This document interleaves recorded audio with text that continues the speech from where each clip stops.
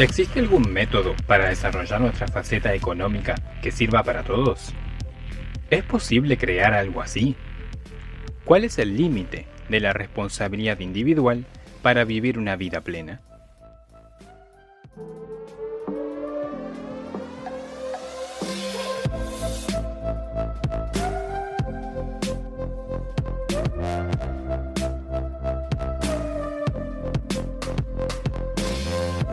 Mi nombre es Noy Noison y te doy la bienvenida al podcast de Reverse Thinking, que me gusta traducirlo como pensamiento inverso, en donde busco construir una comunidad de personas dedicadas a aprender. Sobre todo, aprender dos cosas principales. Una de ellas tiene que ver con nuestra faceta laboral, aprender cómo aprovechar todas las nuevas oportunidades que nos brinda el siglo XXI y que difícilmente alguien en nuestro entorno nos pueda ayudar en ello. Mientras que lo segundo tiene que ver con la felicidad. Utilizar las distintas áreas de conocimiento de la actualidad, tales como psicología, filosofía, neurociencias, también organización, emprendimiento, entre muchas cuestiones, para encontrar un equilibrio con el cual podamos disfrutar de esta única oportunidad de que disponemos, esto que solemos llamar vida. Puedes encontrar más información en la web de Reverse, cuya dirección es reversesite.com. reversesite.com, en donde tendrás allí también las redes sociales por si te interesa darles una ojeada, los artículos del blog, los recursos gratuitos y los libros que he escrito, tanto la trilogía Lean Funnels para emprendedores como mi libro más personal, el cual titulé Un manual de madurez para el siglo XXI.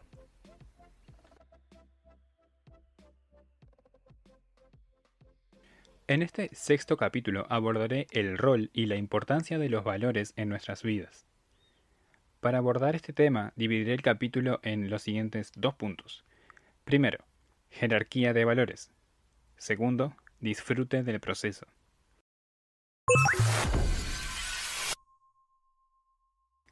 Más o menos a mitad de año del 2022, leí uno de los libros más aburridos que he leído, que es Despertando el gigante interior de Tony Robbins.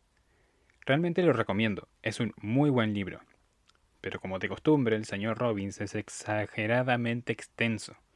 Aún así, lectura recomendada. Pero a pesar de lo aburrido que recuerdo que se me hizo la lectura, sí que tuvo algunos momentos de revelación. Es un libro que te ayuda a hacer una introspección de una manera determinada. Y en lo personal me gustan mucho los ejercicios de introspección. En la parte 2, en el capítulo 15 llamado Valores de vida, nuestro compás personal, Tony Robbins nos presenta unos ejercicios muy simples pero muy interesantes.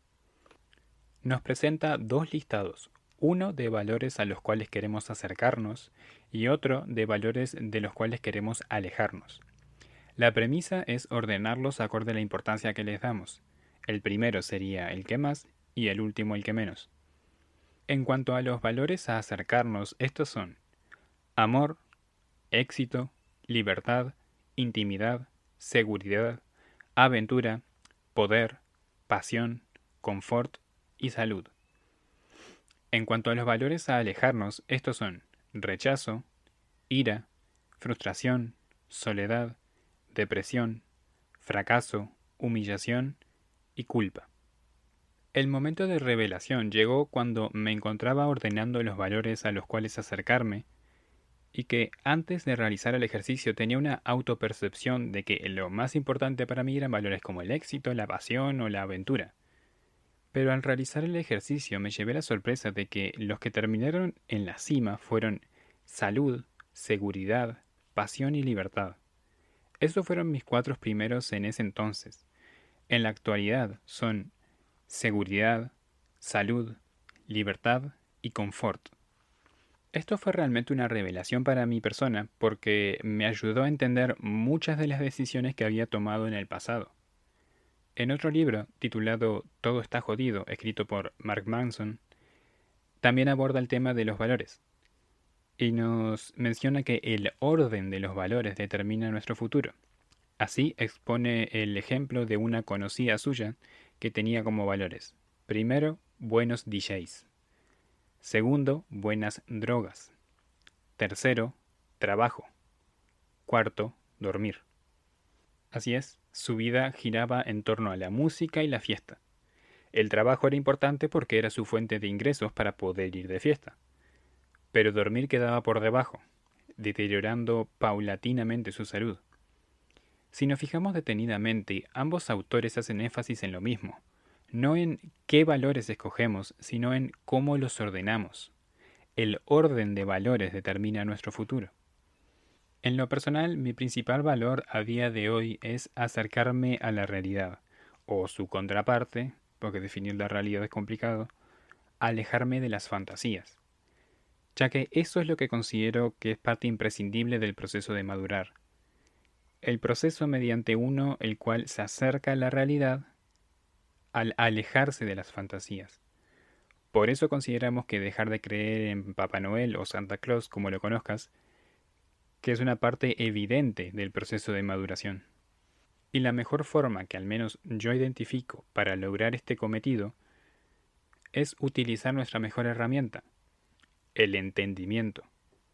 Tal y como yo lo veo, la pandemia que vivimos hace unos años es quizá el más grande ejemplo de cómo la habilidad por excelencia que ha hecho que el humano sea la especie dominante es el entendimiento. Sobre todo el entendimiento agregado, es decir, el entendimiento colectivo, el entendimiento social, aquel que crece mediante la incorporación de lo que el otro investigó. Pero el conocimiento genera o tiende a generar arrogancia. Por eso, el constante aprendizaje ha de ir acompañado de otro de mis valores más importantes, como lo es la humildad.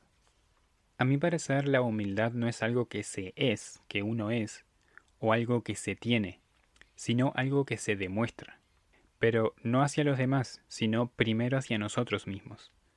Con cada nueva oportunidad que se nos presenta para comportarnos de manera humilde, es distinta de la anterior, y la que sigue lo será de la presente. Y si en algo se suele caer cuando uno comienza, sobre todo bien al principio, cuando uno comienza a incorporar conocimiento, es la ilusión de la ignorancia, de que quien discrepa con nosotros es porque es ignorante. A mi parecer, todos somos ignorantes, solo que en temas diferentes. Por eso en este capítulo me gustaría abordar un poco mi relación con el conocimiento, cómo estructuro mis valores y cómo, en todo caso, me tomaría el atrevimiento de recomendar que se estructuren. Esto se lo escuché a Antonio Escotado en una entrevista, que decía que en el lenguaje, en todo el lenguaje, existen dos elementos que lo componen todo: los nombres, que se crean a sí mismos, y los verbos, que describen los actos. Y luego hay otros dos, que no son más que imponer nuestra visión del mundo, que son los adjetivos y los adverbios. Una forma de saber qué tan al tanto estamos de un tema es intentar describirlo mediante sustantivos y verbos, sin caer en los adjetivos y los adverbios. De hecho, invito a realizar el ejercicio, al menos por un tiempo, de intentar pensar evitando el uso de adjetivos, ya que solo cortan la línea de argumentación, apresuran el pensamiento y nos hacen llegar a las conclusiones que ya antes de comenzar a argumentar pretendíamos llegar.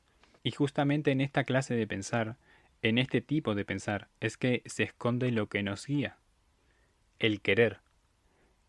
Es este mismo querer el que nos suele jugar muy malas pasadas cuando pretendemos filtrar a quién escuchar y a quién no.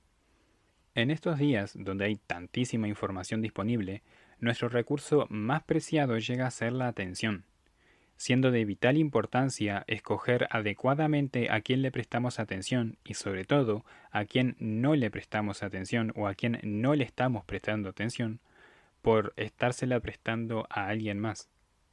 Uno de los filtros que primero suelo utilizar para valorar, justamente en este capítulo orientado hacia los valores, es si esa persona pretende predecir el futuro o no. Personalmente me llevo demasiado mal con los vaticinios, y considero que quienes lo siguen confunden capacidad predictiva con comprensión del entorno. Un claro ejemplo de esto es que antiguamente los egipcios o los mayas podían predecir el clima con la exactitud suficiente como para organizar sus actividades de cultivo. Pero a pesar de esa precisión al predecir, realizaban estas predicciones creyendo que el Sol giraba alrededor de la Tierra. Aún así, este error, como bien sabemos a día de hoy, no les impedía predecir con exactitud o con cierta exactitud. Capacidad predictiva y comprensión del entorno son cosas distintas. Y justamente en estas capacidades para predecir suele estar presente un verbo que a mí, en lo personal, me genera bastante desagrado, y es el verbo creer. Dentro de nuestra estructura de valores están las jerarquías que antes habíamos nombrado. Estas jerarquías no son más que preferencias, y estas preferencias no son más que un reflejo de nuestro querer. Esto cobra especial importancia con respecto al verbo creer, porque al menos tal y como yo lo veo, ver y creer son verbos excluyentes entre sí. Si estás parado, no puedes estar sentado. Si estás caminando, no puedes estar corriendo. Si estás durmiendo, no puedes estar despertando. Esta clase de verbos son excluyentes entre sí. Es esto o lo otro. Eso mismo es lo que yo identifico que sucede con los verbos creer y ver. Por eso no me gusta el verbo creer, porque nos impide ver. Allí donde estamos creyendo, estamos decidiendo no ver. Y al menos tal y como yo lo concibo, creer no es más que querer. Más específicamente, querer ser. A veces querer ser uno mismo algo, o a veces querer que las cosas sean de una u otra manera determinada. El guiarnos por la vida creyendo no es más que estarnos guiando por la vida queriendo. Y a querer en sí no le encuentro nada de erróneo o malo. El problema lo encuentro cuando no tomamos distancia de nuestro querer para poder ver, cuando nos sumergimos tanto en nuestro propio ombligo que nos olvidamos de apreciar el mundo en el que estamos, en el que estamos estando. En el caso de creer en la capacidad predictiva, sea mediante el medio que sea, es querer tener una respuesta correcta. Pero si se quiere obtener una respuesta correcta, es porque se cree que existe una respuesta correcta. Si se cree que existe una respuesta correcta, es porque algo se quiere. En lo personal, lo que identifico que lo que se quiere es evitar la incertidumbre. Toda la toma de decisiones basadas en la capacidad predictiva de alguien con capacidades superiores o de algo que tenga capacidades superiores se desprenden desde el miedo inicial que despierta la incertidumbre. Tan intenso suele resultar este miedo que es capaz de esconderse, de disfrazarse de multitud de creencias que nos lleven a guiar nuestra toma de decisiones de manera irracional. Porque el miedo está allí para protegernos del dolor. Pero cuando el miedo se vuelve irracional, no solo no nos protege del dolor, sino que lo multiplica. Y así terminamos este primer punto que llamé jerarquía de valores. Me gustaría insistir en que no es tan importante cuáles valores escojamos, sino el orden, la jerarquía de estos valores, cuáles priorizaremos uno por sobre otros. Si discrepas conmigo, estaré más que encantado de conocer tus argumentos. Puedes compartirlos con la comunidad de Reverse a través de redes sociales, especialmente a Instagram, o mediante mail, escribiendo a contacto@reversesite.com o al blog de Reverse en la web reversesite.com.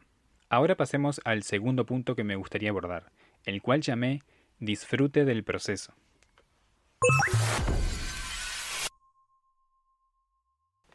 No sé si coincidas, pero a mi parecer suele ser bastante reiterativa la idea entre las personas mayores de que los valores de antaño se están perdiendo. Y personalmente considero que tienen razón. Los valores antiguos se están perdiendo, porque sirvieron para construir lo que tenemos ahora. Pero se ha llegado a un punto donde los problemas son demasiado nuevos, y esto exige valores nuevos, para combatir estos problemas nuevos. Desde la Segunda Guerra Mundial, a mi parecer, lo que se ha dejado atrás son los valores militares. Por eso este, entre comillas, libertinaje, antes era totalmente coherente ese tipo de comportamientos militares, porque eran propicios para sobrevivir. Pero a día de hoy, con tantos años de paz, o al menos en la mayor parte del mundo, se comienza a explorar otra forma de vivir dejando atrás los valores militares que tantas alternativas suprimen. El sistema deseducativo actual, a mi parecer, no es más que un vestigio de la cultura pasada. Y la generación X, aquellos nacidos entre el 65 al 79, quedaron atrapados en el medio, no cumpliendo con las expectativas de la generación silenciosa, del pasado, ni encontrando compatibilidad o siquiera empatía hacia las generaciones posteriores, es decir, nosotros. Hay una idea que ya he compartido en capítulos anteriores que le escuché a Santiago Kodaplov sobre la contemporaneidad. Y es que nosotros no somos contemporáneos por la fecha en que hemos nacido. Eso, como diría Santiago, es el resultado de una afortunada noche de la que no fuimos protagonistas. Pero la parte más interesante es lo que él presenta como contemporáneos. Nosotros somos contemporáneos por la capacidad de integrar nuestra vida privada y nuestra vida pública en concepción al presente que nos toca vivir. El presente que nos toca vivir, con todos los nuevos desafíos que antes no estaban allí, con todas las nuevas costumbres que antes no estaban allí, y ofreciendo soluciones nuevas que antes no estuvieran allí. Dime, ¿te suena familiar el nombre de Dave Mustaine? Dave Mustaine se escribe. Dave Mustaine es de los artistas de metal más famosos y exitosos de todos los tiempos, integrante de una de las bandas más famosas y exitosas de todos los tiempos. En lo personal no le conozco ni tampoco su música. Conocí su historia en el libro El sutil arte de que te importe un carajo, escrito por Mark Manson. Dave Mustaine lo tuvo, entre comillas, todo. Tuvo muchísimo dinero, premiaciones individuales, grupales, fama, se dedicó a su pasión, lo tuvo, entre comillas, todo. Pero sin embargo, él mismo en una entrevista llegó a decir que su vida era un completo fracaso, que él era un completo fracaso. Y efectivamente así lo era. Dave Mustaine, antes de pertenecer a Megadeth, era un integrante de otra banda, y lo echaron de esa otra banda justo cuando estaban por debutar. Sobraba un miembro y Dave fue el escogido para largarse. A partir de ese acontecimiento, Dave juró que fundaría una banda y que superaría a su antiguo grupo. Y como mencioné con anterioridad, tuvo una carrera histórica. Pero había un pequeño problema. La banda de la que le echaron se llamaba Metallica. Así es, la que quizás sea la banda más grande de todos los tiempos del género metal. Era la banda que Dave se había propuesto superar. En consecuencia daba igual que tanto éxito tuvieran Dave Mustaine y Megadeth, porque Metallica siempre estaba muy por delante. Bajo estos estándares, Dave se privó a sí mismo de disfrutar su carrera. A pesar de que tuvo mucho de lo que disfrutar, se privó de disfrutar de su carrera y de su vida. Todo por el cómo escogió valorar su vida.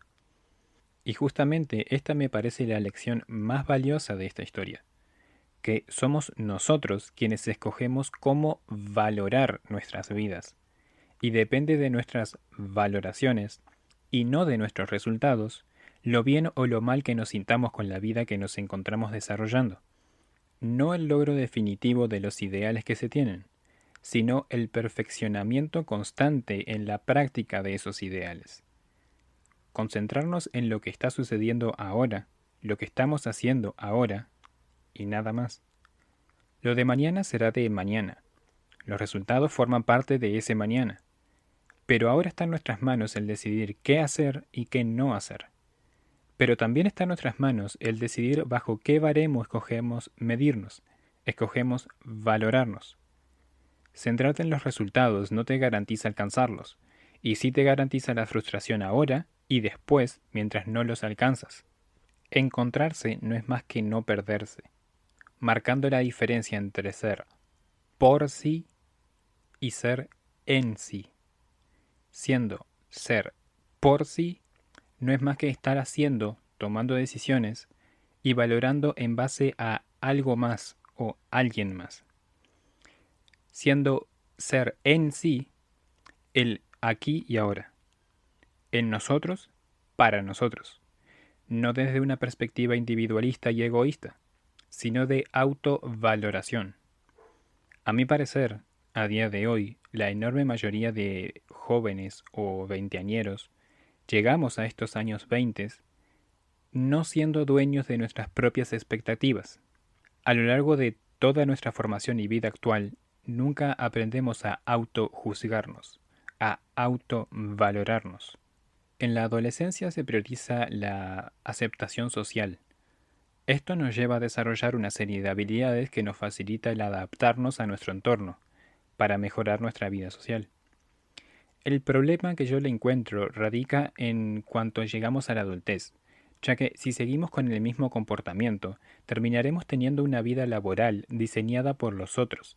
Tendremos la vida de otro, no la nuestra. Pero la parte más importante es que seremos incapaces de diseñar nuestra propia vida, ya que las habilidades de las que dispondremos nos servirán para adaptarnos, no para diseñarnos. De allí mi insistencia en crea tu propia línea temporal, tu propia línea de vida que te indique qué logros has de alcanzar a tal o cual edad, pero diseñada por ti. A día de hoy se suele dar mucha énfasis a la formación, a la capacitación, en la obtención de conocimiento. Pero a mi parecer, a la hora de mejorar la calidad de vida, resulta irrelevante la formación en comparación con los valores, sobre todo porque mediante más aprendemos, más corremos el peligro de considerar que hemos respondido a todas nuestras dudas. Y a mi parecer hay pocas cosas más peligrosas para una persona como lo es la ausencia de dudas. Como diría Voltaire, la duda no es una condición placentera, pero la certeza es absurda. Y aquí un par de reflexiones que le escuché y le leí combinadas a Antonio Escotado. La primera, que el saber no lucha contra el olvidar. Por eso es que no podemos olvidarnos de cómo andar en bicicleta, pero sí que podemos olvidarnos de cómo solucionar una función exponencial que aprendimos en secundaria. El opuesto al saber no es la ignorancia, sino la obstinación en la confirmación. Como nos comparte Antonio en Realidad y Sustancia, el saber deviene en un pensamiento pensándose, o corrigiéndose, si se quiere. Todo lo contrario al dogmatismo, que cobra existencia cuando se pretende clausurar otro discurso en vez de proseguirlo. En otra intervención le escuché mencionar que todos los males de la humanidad se pueden resumir en que hay una sola idea verdadera y uno solo la conoce.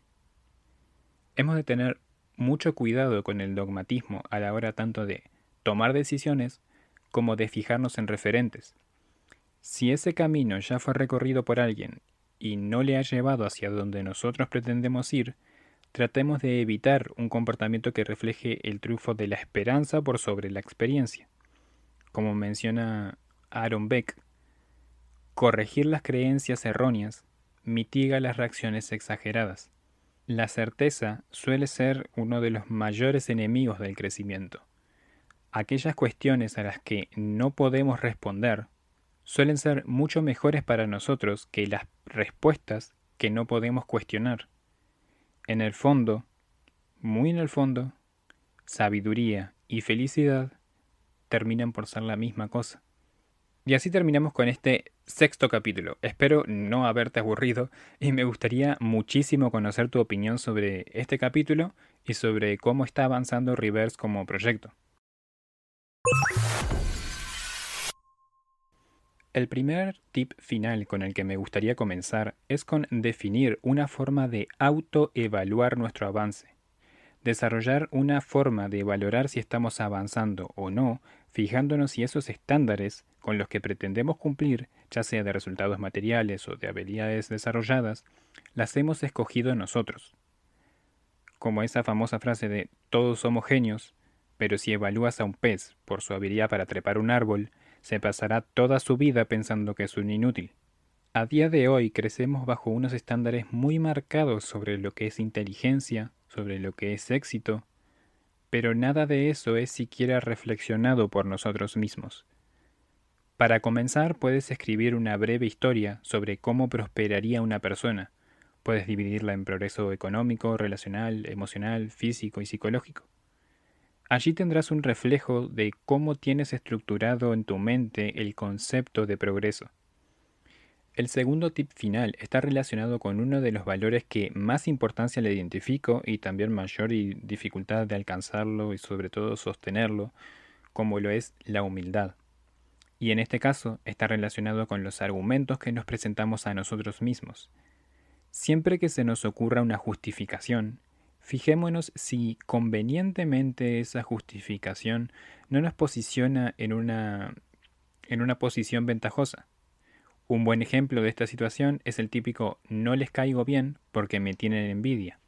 Es una justificación muy utilizada, pero no nos estamos dejando espacio para la duda, a dudar de nuestro comportamiento y abrirnos a la empatía sobre qué sucede que tantas personas allí a donde vayamos terminemos por hacernos algún enemigo. Quizá no estemos cometiendo ningún error, pero aún así también nos estamos cerrando a la posibilidad de fijarnos más en detalle en el comportamiento de las otras personas. Quizá no es envidia, quizá es algún otro motivo, quizá hay algo que podemos hacer, quizá hay algo en lo que podamos ayudar.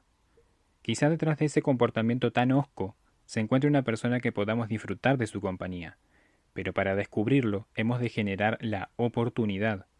Y lo mismo trato de aplicarme cuando me encuentro en un intercambio de ideas, el distinguir entre estar acertado y dejar sin argumentos a la otra persona.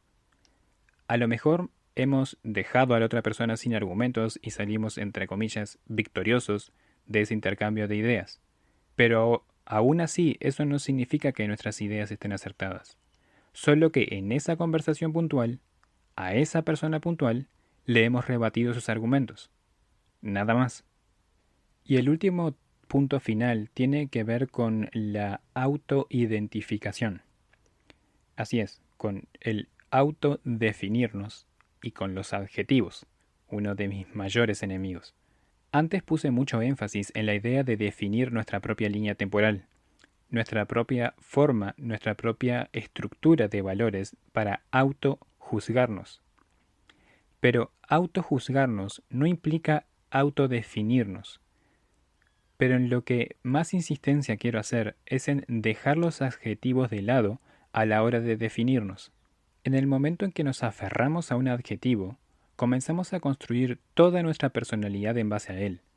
Comenzamos a tomar todas nuestras decisiones en base a él. Si escogemos como adjetivo que nos autodescriba, por ejemplo, el adjetivo inteligente, entonces mediremos todos nuestros acontecimientos en base a dicho adjetivo. Los logros que tengamos corroborarán nuestra idea de que somos inteligentes. Si cometes fallos, bien ponemos en duda nuestra autopercepción, generando problemas de autoestimación, autoestima, o bien renegamos de la situación, negándonos a aceptar nuestras equivocaciones y culpando a factores externos que incluso pueden ser otras personas. A la hora de autodefinirnos, de autoentendernos, dejemos de lado los adjetivos. En lo personal identifico que la única productividad que cuenta es la productividad de aprender más rápido.